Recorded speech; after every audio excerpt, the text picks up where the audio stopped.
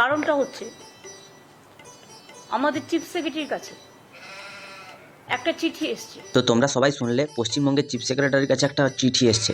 তো কি আছে সেই চিঠিতে আছে যে আজ থেকে 50 বছর আগে জরুরি অবস্থার ঘোষণা করেছিলেন তৎকালীন প্রধানমন্ত্রী। তো কি ছিল সেই জরুরি অবস্থা এবং সেই জরুরি অবস্থা কেন ঘোষণা করা হয়েছিল এবং তারপরে কি হয়েছিল? আজকে মমতা ব্যানার্জি সেই জরুরি অবস্থা তার বিরোধিতা কেন করছেন, বা মমতাময়ী মাতা তিনি এই যে বিরোধিতা করতে গিয়ে নিজের যে নৃশংস রূপটা তুলে ধরেছেন, আজকে সেই রূপটাই তোমাদের সামনে আমি তুলে ধরবো। তো আর বেশি না বকে ভাট, আজকের ভিডিওটা শুরু করা যাক। তো হে বাঙালি, হ্যালো বাঙালি, নমস্কার বাঙালি, কেমন আছো তোমরা সবাই? আশা করি অনেক অনেক ভালো আছো। তো আজকের একটা নতুন ভিডিওতে তোমাদের সবাইকে অনেক অনেক স্বাগত। From government of India, ministry of culture, তাতে বলা হচ্ছে যে 25শে জুন সারা দেশ জুড়ে হোম মিনিস্ট্রির নির্দেশ অনুযায়ী সংবিধান হত্যা দিবস পালন করা হবে। 1975 সালের 25শে জুন তৎকালীন প্রধানমন্ত্রী ইন্দিরা গান্ধী তিনি সারা দেশে জরুরি অবস্থার ঘোষণা করেছিলেন, কারণ তখন দেশে মুদ্রাস্ফীতি হয়েছিল। তো এই দেশে জরুরি অবস্থা ঘোষণা করার পরে তৎকালীন যে মিডিয়াগুলো ছিল সেই মিডিয়াগুলোর কণ্ঠরোধ করা হচ্ছিল। সেই মিডিয়াগুলোর গলা পুরো টিপে রেখে তাদেরকে কোনো কাজ করতে দেওয়া হয়নি এবং দেশে আজ যে বিরোধী দলগুলো ছিল সেই বিরোধী দলগুলোর উপরে প্রচুর পরিমাণে অত্যাচার করা হতো, তাদেরকে ধরে ধরে জেলে ঢোকানো হতো, তাদেরকে নির্মমভাবে হত্যা করা হয়েছিল কিছু জনকে। এবং সেই দেশের যে সাধারণ মানুষ, এই সাধারণ মানুষও তখন তার হাত থেকে রেহাই পাননি। তো এই ইন্দিরা গান্ধী তিনি দেশের এই যে জরুরি অবস্থাতে সাধারণ মানুষের উপরে যে পরিমাণ অত্যাচার করেছিলেন, সেই অত্যাচারের সামনে যে 25শে জুন আসছে সেটাতে 50 বছর তার পূরণ হবে। সেই পূর্তি উপলক্ষে আমাদের দেশে একটা সংবিধান হত্যা দিবস হিসাবে কেন্দ্র সরকার ওটাকে পালন করার জন্য প্রত্যেকটা রাজ্যের কাছে অনুরোধ জানিয়েছে এবং ওটা বাধ্যতামূলক বলেছে। তো এখানটা আমাদের মুখ্যমন্ত্রী মমতাময়ী মাতা তিনি চাইছেন যে এটা তিনি মানতে পারছেন না যে সংবিধান হত্যা এই কথাটাতেই তার আপত্তি। তো তার যখন সব কিছুতেই আপত্তি, তো তিনি ব্যাকপাটরা নিয়ে বাংলাদেশে চলে যাওয়াটা আমাদের কাছে শোভনীয় নয় কি? তোমাদের কি মনে হয়, তোমরা একটু বলো তো। কারণ এটা নাকি এমার্জেন্সি 50 বছর, যদি ওটা 2024-এ হয়ে গেছে। কারণ 25-এ যদি হয়ে থাকে তাহলে 24-এ 50 হয়ে যায়, 25-এ ওটা প্লাস হয়ে যায়। এর রাজনৈতিক উদ্দেশ্য কতগুলো আছে। আমার বক্তব্য হচ্ছে সংবিধান হত্যা এই কথাটার মধ্যে আমার আপত্তি আছে। কিছু কিছু মানুষ আছে যাদের না তুমি যত ভালো করে করে দাও, যত ভালো করে সাজিয়ে গুছিয়ে খেতে দাও, তার কিন্তু কোনো একটা জিনিসে খুব অপছন্দ হবে। আমাদের মুখ্যমন্ত্রীরও সেই কথাটা একটু মনে হয় ওনার শুনতে একটু খটকা লাগছে, কারণ তিনিও তো একসময় ওই দলটার একটা অংশ ছিলেন, তাই তিনি আর একটু একটু একটু প্রবলেম হচ্ছে, তিনি বুঝতে পারছেন না। আর একটা ইন্ডিয়া জোট বলে একটা জোট আছে, যেটা যে সব বড় বড় রঘু ডাকাতের বংশধরের সব জোটগুলো, সেই জোটে এইটা তিনি যদি সমর্থন করেন, তো ওই জোটটা কোনো কারণে ভেঙে যদি যায় তাহলে তো মুখ্যমন্ত্রীর অনেক বড় অসুবিধা হবে। তাই তিনি এটা ভালো করে মানতে পারছেন না। তিনি নবান্ন সভাঘরটাকে পুরো রাজনৈতিক একটা অফিস বানিয়ে ফেলেছেন। তিনি সেখানটায় ঠান্ডা ঘরে বসে অনেক রকম বাতেলা মারতে থাকবেন। আমার দর্শকদের কাছে আমার একটাই অনুরোধ যে তারা বলুন যে তাদের ঘরে যদি কোনো কারণে খেতে না পায়, তার বাবার দায়িত্ব কি? যে কোনো লোকের পা ধরে হোক বা কিছু করে হোক ঘরের যেন স্ত্রী এবং তার সন্তানরা খেতে পায়। তো এখানটা আমাদের মুখ্যমন্ত্রী তিনি কেন্দ্রের প্রত্যেকটা জিনিসের বিরোধিতা করছেন। তো আমার এখানটা একটা কথা বলার আছে যে উনি একটা কাজ করুন, উনি কেন্দ্রের পায়ে হাতে ধরে মোটামুটি কিছু করে আমাদের পশ্চিমবঙ্গে যে এই বিশাল পরিমাণে ঋণ আছে, সেই ঋণ থেকে কিছুটা টাকা অন্তত মুকুব করার জন্য অনুরোধ করুন। তাতে যদি পশ্চিমবঙ্গের একটুখানি বেশি উন্নয়ন হয়, তিনি যে ধার করে উন্নয়ন করছেন সেটা সবাই জানে, কিন্তু একটুখানি কেন্দ্রের সাথে সামঞ্জস্যপূর্ণভাবে চললে অন্যান্য রাজ্যের মতো আমাদের পশ্চিমবঙ্গটাও একটু উন্নতির পথে যাবে। তাই তার কাছে বিনীতভাবে অনুরোধ জানাচ্ছি যে তিনি এসব যে 12 ভাতারি কাজগুলো না করলেই কি নয়।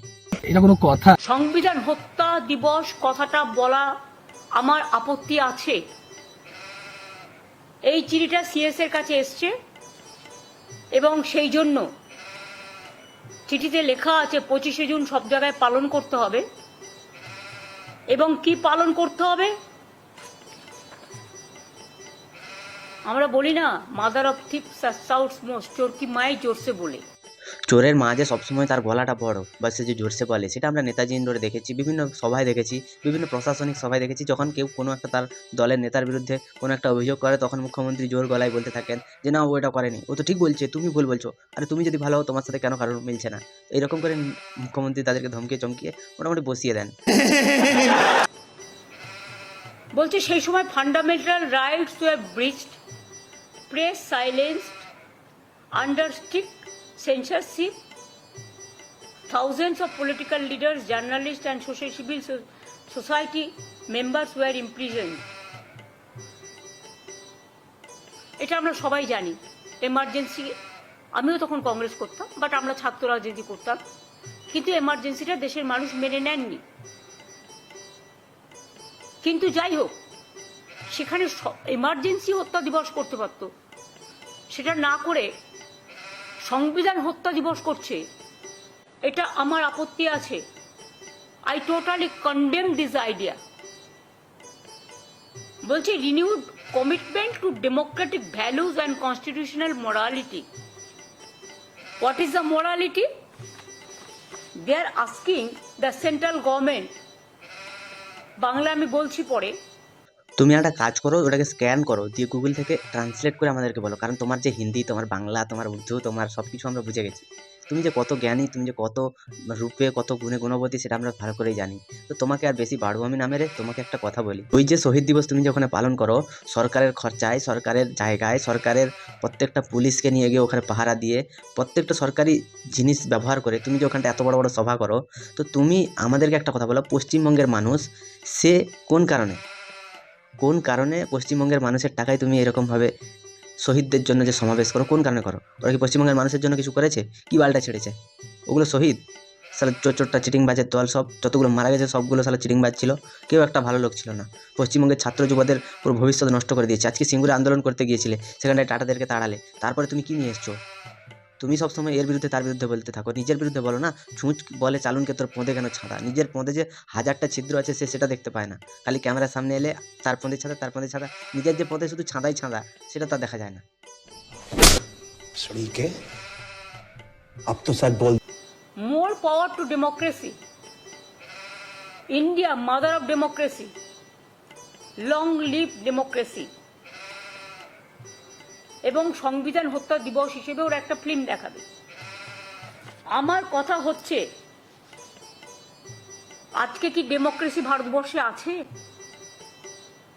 তাহলে গণতান্ত্রিক পদ্ধতিতে প্রতিদিন তো একটা করে গণতন্ত্র হত্যা দিবস পালন হতে পারে।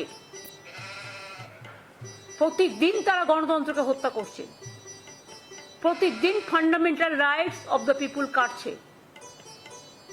দে bulldoze the state economy and all state government the fundamental rights also. এই মুখ্যমন্ত্রী, এই চিটিংবাজ, এই চোর, এই জোচ্চোর মুখ্যমন্ত্রী, ইনি নাকি বুলডোজার রাজ্যকে, উনি নাকি তার সাথে তুলনা করছেন আমাদের পশ্চিমবঙ্গে। তিনি এত ভদ্রতামির পরিচয় দিচ্ছেন। আর উত্তরপ্রদেশ আজকে ভারতবর্ষের দ্বিতীয় বৃহত্তম অর্থনীতিওয়ালা রাজ্য, আর পশ্চিমবঙ্গ কত নম্বরে তুমি নিজে চেক করে নাও। তোমার যে অকাত কত দূর, বা তুমি যে কত দূর কী করতে পারো, সেটা মানুষ ভালো করে জানে। ধার করে মানে সংসার চালাচ্ছ আর বড় বড় কথা বলছো। একটা রাজ্যে ইনকাম নেই, দেশের ছেলেপুলে সব পশ্চিমবঙ্গের বাইরে গিয়ে অন্যান্য রাজ্যে লেবারের কাজ করে খাচ্ছে, চোখে পুড়ে যায় না? নিজের ভাইপো এসি গাড়ি করে 22টা 23টা করে গাড়ি নিয়ে ঘুরছে, আর অন্য লোকের ছেলেপুলে সেরা বাইরে গিয়ে রোদে গরমে কাজ করে এনে তোমাকে টাকা দিচ্ছে। তুমি তাদের ট্যাক্সের টাকায়, এর বউকে 2 লাখ টাকা, তার বউকে 1 লাখ টাকা, তার চাকরি চলে গেছে, তাকে 20,000 25,000। কেন রে ভাই? তৃণমূলের বাপের টাকা এগুলো কেন বেরোচ্ছিস?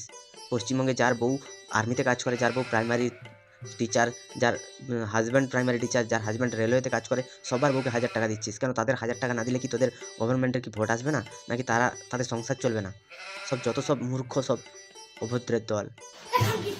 আপনারা দিচ্ছেন আপনাদের ভাষা, আপনাদের কথা, রোজ সংবিধান বদলাচ্ছেন, আর নিজেদের পরিকল্পিত নকল একটা ধর্ম মানুষের ওপর চাপিয়ে দিয়ে আপনারা আপনাদের নিজেদের एजेंडा, आप लोगों का अपना एजेंडा लोगों का ऊपर आप दे रहा है। এই হাড়বজ্জাত মহিলা, ইনি আমাদের হিন্দু ধর্মকে, আমাদের শ্রীরামকে নিয়ে ইনার যে এত কেন বিদ্বেষ, সেটা আমি বুঝতে পারি না। ইনি শ্রীরামকে দেখলে সহ্য করতে পারেন না, কিন্তু ইনি হিজাব পরে গিয়ে ওখানে দোয়া করতে পারেন, ওখানটায় উনি গিয়ে নামাজ পড়তে পারেন। তিনি ওইখানটায় মানে ওই ব্রাহ্মণ ঘরের মেয়ে হয়ে তিনি হিজাব পড়তে পারেন। উনি মাথায় কোনোদিন সিঁদুর না পরে উনি সিঁদুরের কথা বলতে পারেন, সিঁদুর নিয়ে ব্যবসা চলছে এগুলো তিনি বলতে পারেন। পশ্চিমবঙ্গের মহিলাদের অসম্মান করতে পারেন। একটা পশ্চিমবঙ্গের মহিলার ইজ্জত গেলে তার ইজ্জতের দাম 10 লাখ টাকা দিতে পারেন।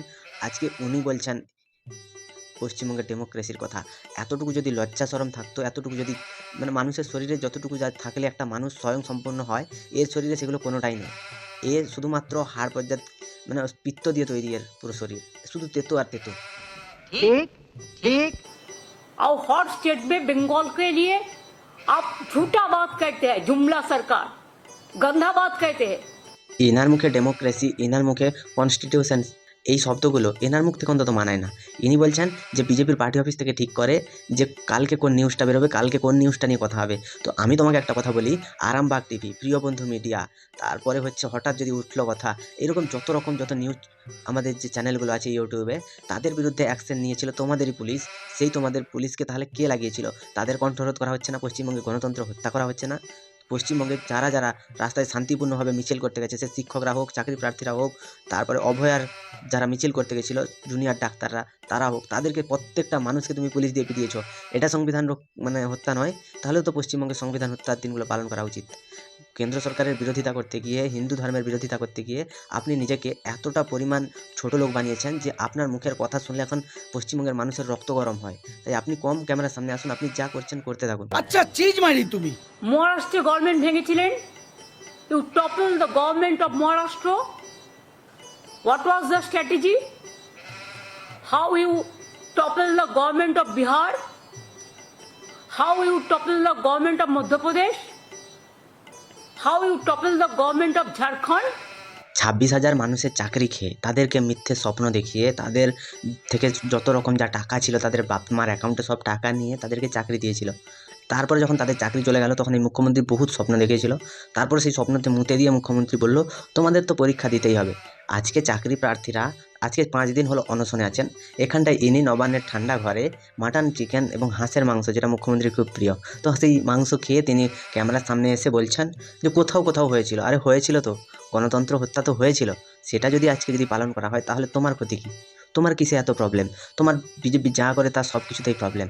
আর একটা জিনিস তোমাদেরকে বলি, আমাদের মুখ্যমন্ত্রী প্রতিটা কথায় হিন্দু ধর্মকে গান্দা ধর্ম বলতে থাকে। এটা কি মানসিকতা না? এটা মানুষের ব্যবহার। इसकी माँ का भोला चेहरा। Even how you went to even court also, asking 355 or 356 for Bengal also for president rule, emergency.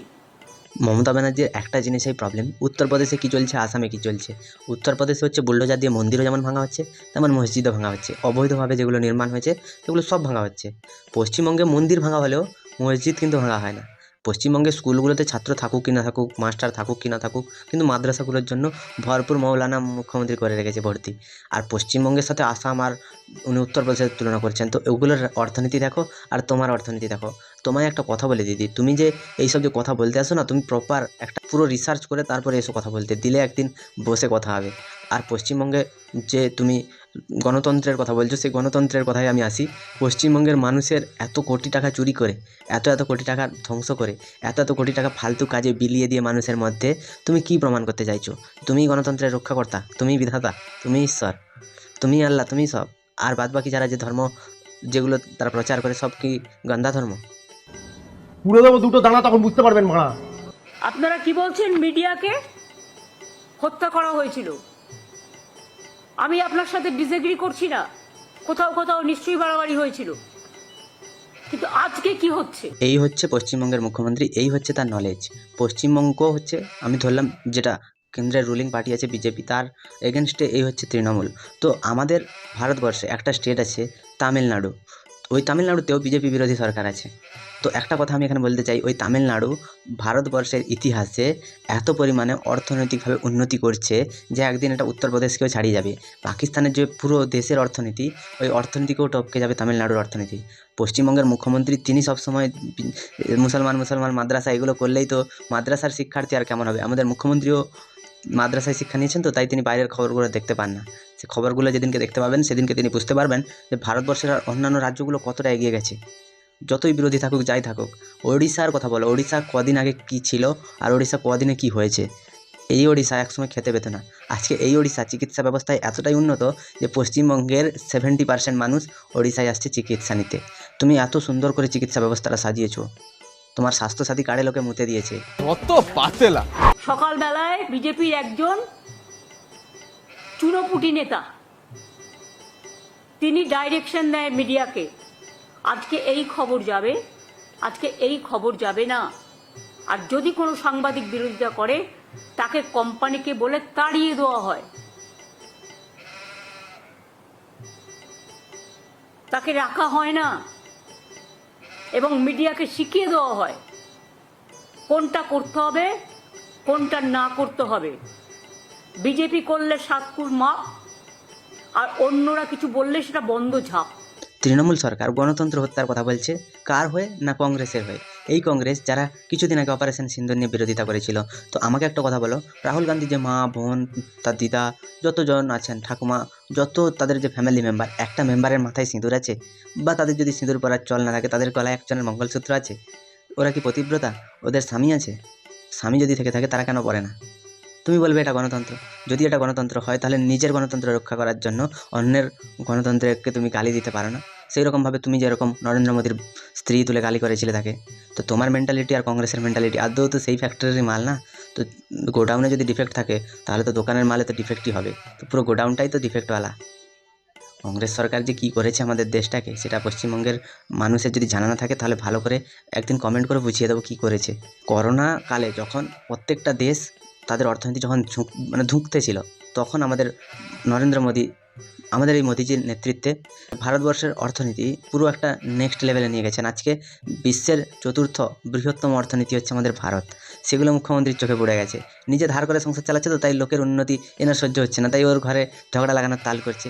এনার কাজ হচ্ছে এটাই। পাড়ার কাকিমাগুলো যারা দেখবে তোমার ঘরে এসে ঝগড়া লাগায়, তারা দেখবে জীবনে কোনোদিন কোনো উন্নতি তো দূরেরই থাক, ওরা খেতে পায় না, কারণ ওদের কাজটাই তো হচ্ছে ঝগড়া লাগানো। ঠিক আছে, 100% ঠিক আছে। পশ্চিমবঙ্গে গণতন্ত্র হত্যা এবং সাম্প্রদায়িকতার বিরুদ্ধে যে আমাদের লড়াই, সেটা সবসময় চলবে। আমাদের মুখ্যমন্ত্রীর একটা লড়াই চলবে যে মুসলিম ধর্মটাকে কী করে বড় করা যায়, পশ্চিমবঙ্গের স্টেটটাকে কী করে হিন্দু শূন্য করা যায়। আমাদের পুলিশের যে ভূমিকা সেটা আমরা সবসময় দেখেছি। কোনো জায়গায় কোনো একটা ঘটনা ঘটলে পুলিশ সেখানটায় যে দোষ করেনি, যে দেখেছে তাকে ধরে, আর যে করেছে সে কিন্তু পলাতক হয়ে যায়, সে সিপিএমের কোনো একটা জায়গায় শেল্টার নিয়ে নেয়। পশ্চিমবঙ্গের মানুষের যে গণতন্ত্রের যে হত্যা, সেগুলোকে আর কেউ দেখেও না, ভাবেও না। পশ্চিমবঙ্গে যত বুদ্ধিজীবী আছে সবার মুখে প্লাস্টিক আটকানো আছে, তারা কিন্তু দেখতে পায় না। তারা যেগুলো দেখে সেগুলো হচ্ছে দিদির টাকা দেখে, দিদি কত টাকা করে তাদের মাসে দিচ্ছে সেগুলো দেখে। अब तो शायद बोल दे भोसड़ी। তোমাদের কি মনে হয় এই মুখ্যমন্ত্রী, ইনি মুখ্যমন্ত্রী হিসাবে কি ঠিক? বা এনার শাসন ব্যবস্থা কি ঠিক? এনার শাসন ব্যবস্থা কি গণতন্ত্রের রক্ষার জন্য ঠিক? তোমাদের কি মতামত তোমরা কমেন্টে জানিও। ভিডিওটা ভালো লাগলে লাইক, কমেন্ট, শেয়ার এবং সাবস্ক্রাইব করে দিও। পাশে থাকা বেল আইকনটা প্রেস করতে একদম ভুলবে না। সবাই ভালো থেকো, সুস্থ থেকো, সাবধানে থেকো। দেখতে থাকো বাংলার পুনর্বার।